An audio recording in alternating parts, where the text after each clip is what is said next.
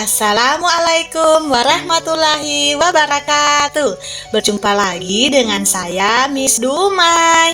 Hari ini saya akan menemani semuanya dalam koneksi antar materi modul 3.3 tentang pengelolaan program yang berpihak pada murid.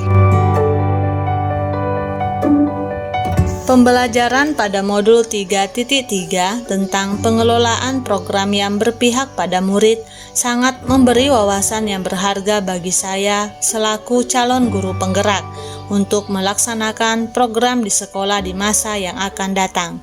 Berbagai video menarik ditayangkan pada modul ini, bagaimana sebuah sekolah membuat perencanaan program kemudian melaksanakan sampai mendapat hasil yang baik. Semua hal tersebut memberi inspirasi dan motivasi tersendiri bagi saya untuk melihat potensi atau aset yang ada di sekolah saya, sehingga saya bisa berkoordinasi dengan kepala sekolah dan rekan guru lainnya dalam mengembangkan sekolah ke depan menjadi lebih baik lagi. Video yang ditayangkan tersebut merupakan video program sekolah yang berpihak kepada murid.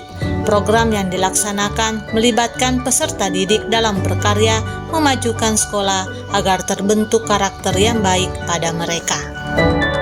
Pada modul ini pula, saya kembali diingatkan tentang proses bagja yang harus dilakukan untuk membuat program yang dilakukan secara bersama.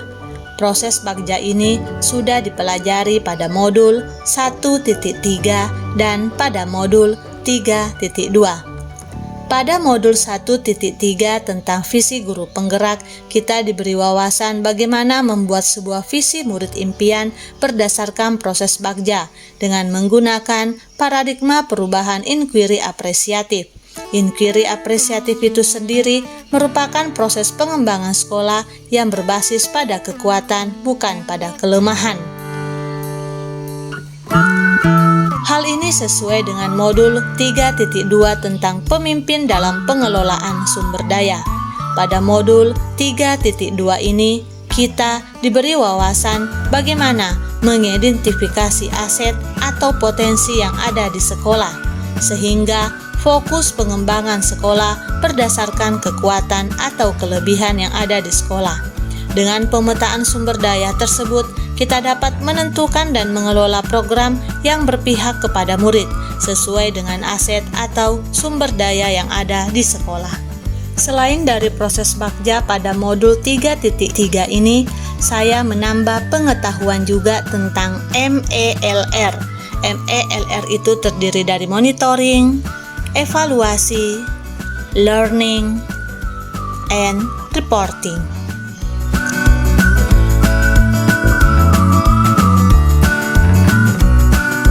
Dari pengetahuan tersebut, maka saya bisa memahami bahwa kolaborasi yang baik akan memberikan dampak yang luar biasa dalam pelaksanaan MELR ini, karena pada tahap ini semua pihak terlibat dalam pelaksanaannya untuk membuat sebuah refleksi dari kegiatan yang sudah dilakukan agar dapat diperbaiki di masa yang akan datang.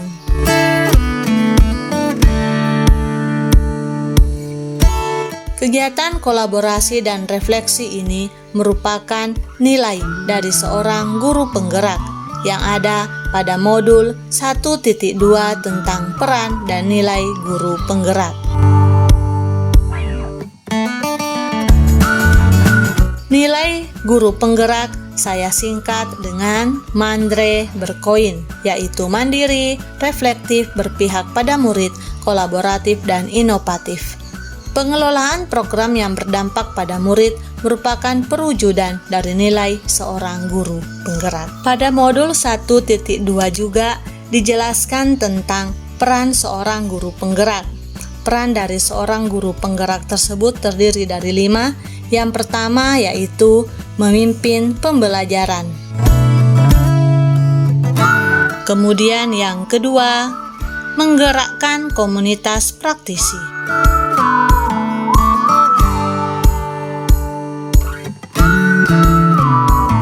Peran selanjutnya yaitu menjadi coach bagi guru lain. Kemudian yang keempat, mendorong kolaborasi antara guru. Dan yang kelima adalah mewujudkan kepemimpinan murid.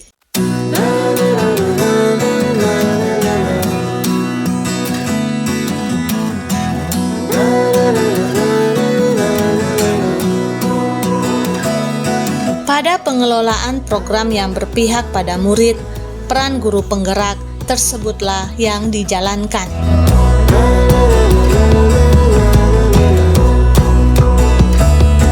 Mulai dari memimpin pembelajaran untuk mewujudkan kepemimpinan murid, menjadi coach bagi guru lain untuk menentukan program yang akan dilaksanakan dan mengatasi permasalahan tertentu di sekolah. Kemudian menggerakkan komunitas praktisi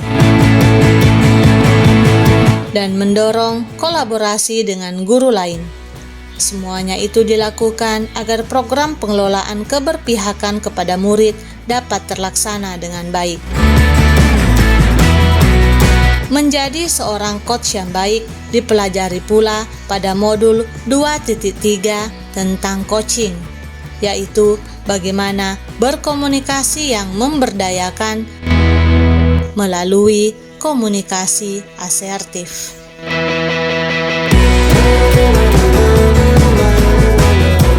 Dalam melaksanakan program yang melibatkan peserta didik, seorang guru harus mampu menerapkan pratap triloka sesuai dengan filosofi pendidikan dari Bapak Ki Hajar Dewantara yang sudah diurai cukup jelas pada modul 1.1. Pada modul 1.1, peserta didik memiliki kodratnya masing-masing. Pada modul 1.1 dijelaskan bahwa peserta didik memiliki kodratnya masing-masing yang harus dikembangkan sesuai dengan minat dan bakatnya. Pada modul 2.1 sudah dijelaskan dengan runut bagaimana memetakan kebutuhan belajar peserta didik sehingga seorang pendidik dapat melaksanakan pembelajaran berdiferensiasi sesuai dengan bakat dan minat peserta didik. Hal ini memberikan sebuah wawasan baik bagi seorang guru untuk memahami bahwa perbedaan bukan sebuah kelemahan, tetapi di balik kelemahan tersebut ada potensi yang belum tergali yang sesuai dengan bakat minat masing-masing dalam melaksanakan pembelajaran. Pada modul 3.3 ini, selain diberikan pemahaman tentang Bagja dan diberikan pemahaman tentang MELR, juga diberikan pemahaman tentang manajemen risiko. Risiko dibagi menjadi 5 jenis, yaitu risiko strategis, risiko keuangan, risiko operasional, risiko pemenuhan, dan risiko reputasi. Untuk melaksanakan sebuah program, maka yang harus dilakukan selain mengidentifikasi aset, juga perlu melakukan identifikasi risiko dan bagaimana memanajemen risiko tersebut agar bisa meminimalisir kerugian yang akan terjadi. Manajemen risiko dilakukan melalui tahapan, yaitu yang pertama, identifikasi jenis risiko, kedua, pengukuran risiko, yang ketiga, melakukan strategi pengendalian risiko, yang keempat, melakukan evaluasi terus-menerus, maju, dan berkelanjutan.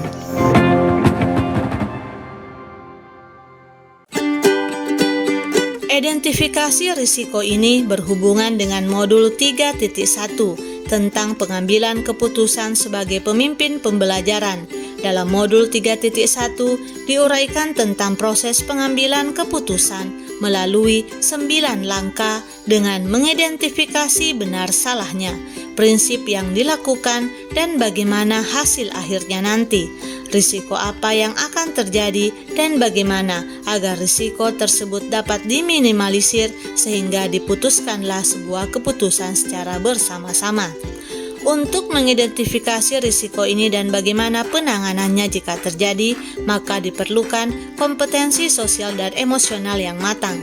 Kompetensi sosial dan emosional ini diuraikan lebih rinci pada modul 2.2 tentang kompetensi sosial dan emosional. Pada modul 2.2 ini diberikan pemahaman tentang bagaimana mengelola emosi dengan baik dan melaksanakan sebuah keputusan yang bertanggung jawab. Hal yang penting adalah bagaimana agar tetap tenang melalui kegiatan-kegiatan merelekskan diri dengan menemukan mindfulness diri sendiri agar bisa kembali beraktivitas dengan baik. Demikianlah tadi penjelasan tentang koneksi antar materi modul 3.3. Semoga bermanfaat buat semuanya. Saya akhiri. Assalamualaikum warahmatullahi wabarakatuh. Salam sehat dan bahagia. Sampai jumpa.